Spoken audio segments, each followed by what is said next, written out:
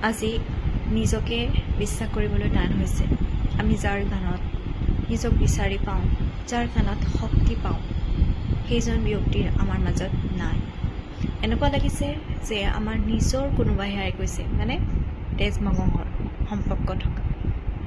সকলোৰে লগত অসমবাসীৰ লগত তেজৰ সম্পৰ্ক গঢ়ি তুলিলে তেওঁ আৰু তেওঁ কি কম শব্দ নাই তেওঁ আত্মাই শান্তি পাওক বেয়া লাগিছে হঠাতে এনে এটা খবৰ পালে বুকুখন চিৰিংকৈ উঠে কি ভিডিঅ' বনাম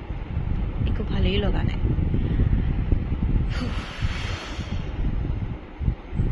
অসমবাসী স্তব্ধ কৰি থৈ তেওঁ গুচি গ'ল